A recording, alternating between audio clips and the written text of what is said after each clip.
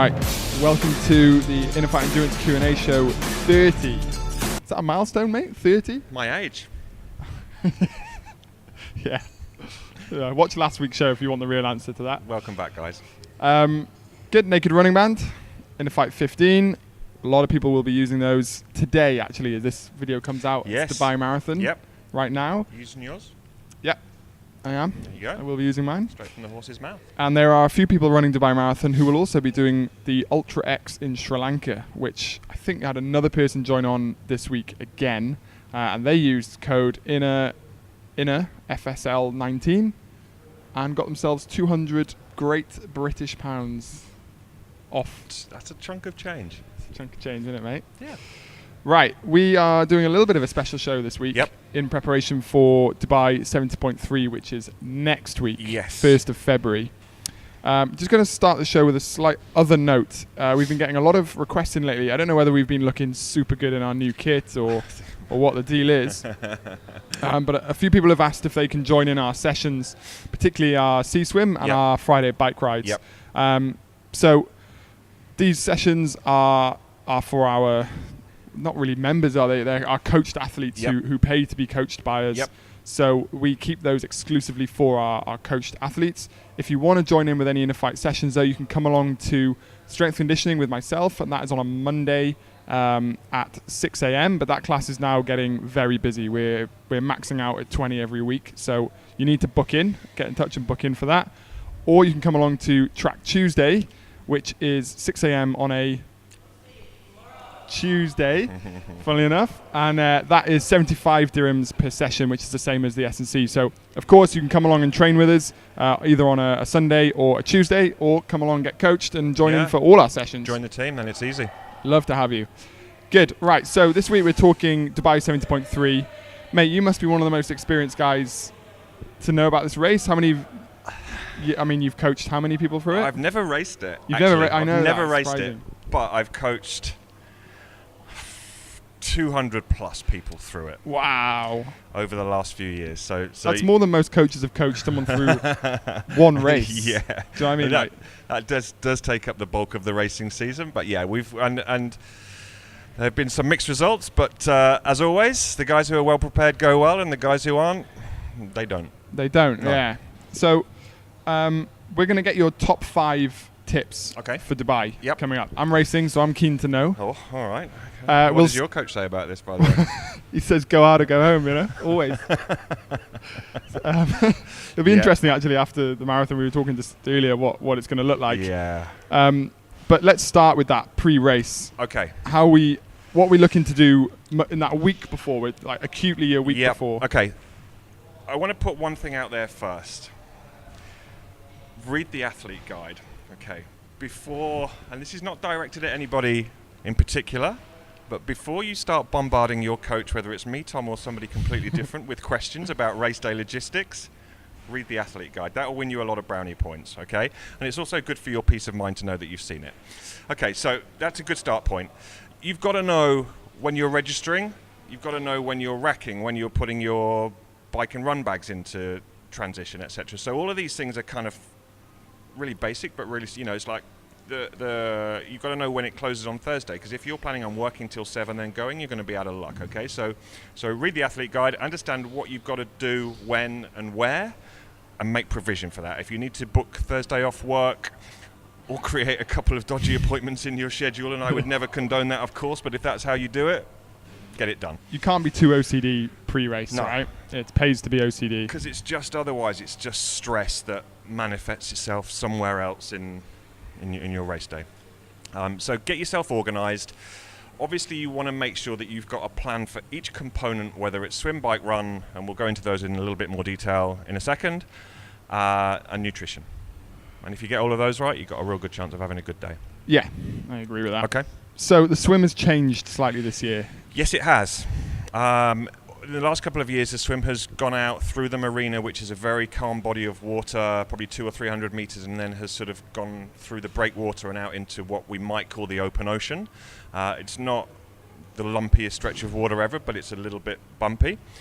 This year, it actually goes outside the marina from the south side of the marina. So basically the entire swim is in completely open ocean, okay?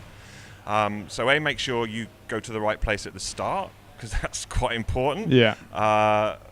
Like one of our guys lost his timing chip last year at the last minute, was dashing around. So make sure you're there in plenty of time on the day.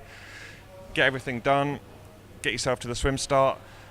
Important as well to make sure that you're in the right pen.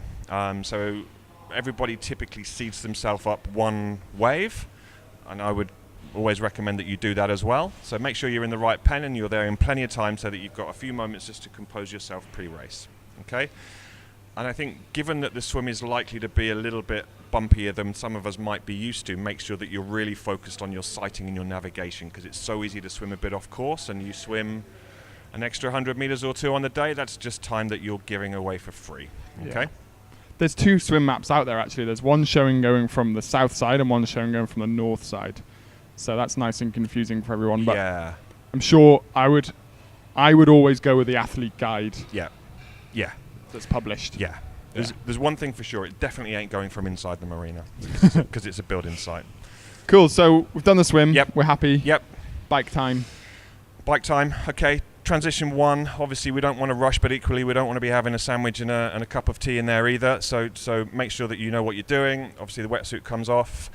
Again, pre-race, you've got to know whether you're going to have your shoes mounted on your bike or not, what nutrition is going to be on your bike, what you're going to need to pick up from your T1 bag.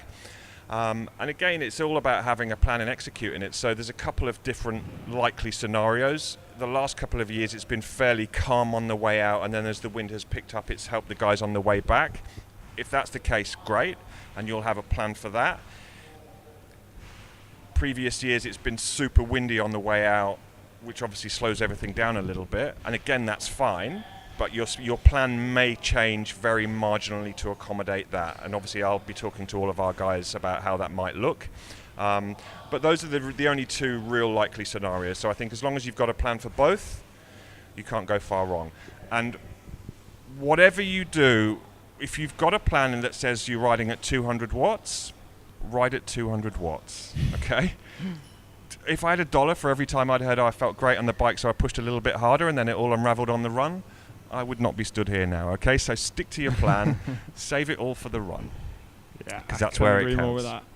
So speaking of the run, yes. Let's just talk a bit more about the course and the logistics of it. I think what we're so lucky with is so many people will have been able to run this run course in training, because it's literally along the beach road, right? Yep. Up and back. My main concern is beach track is slippy when wet. Yes. What are the feed stations like around there?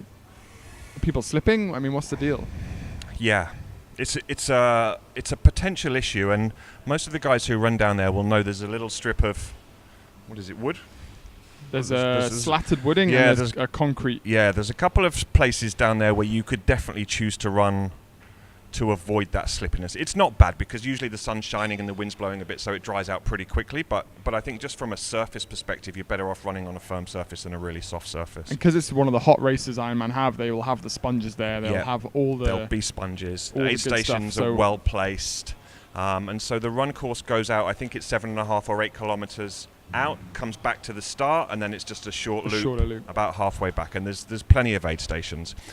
From a spectator perspective, if you were stood anywhere between 0 and 2 kilometers from the start of the run, you'll see whoever you're supporting 4 times. See Ali Brownlee as well, and Holly Lawrence, mate. Your favourites coming over. Christian Blumenfeld. And who have you got, mate? I was thinking about that, do you know, I thought you might ask me that. I think Brownlee, if Brownlee stays off the front of the bike, I think he runs away with it. But I think it'll be close. I wonder how he's going to go on such a flat course. Because we know Blumenfeld can run on a flat course. Brownlee went quick last year. Don't get me wrong. He rode away from everybody. He obviously swims front pack, which Blumenfeld will not. And I think if he stays away on the bike, he'll stay away. I think if he gets caught on the run, it could become a bloodbath, and that probably suits Blumenfeld better than Brownlee. Ooh, claim. It's going to be a great race anyway. Yeah. I'll be looking forward to seeing the result of that one. Yeah. Good, mate. Well, thank you very much for sharing your small amount of knowledge you have on Dubai, but in such a small amount of time. I think, everyone who is doing the 10K or marathon is doing it right now. We hope you're getting on well and have a great prep week ready for Dubai 70.3. See you out there. See you next week. Yeah, see you out there.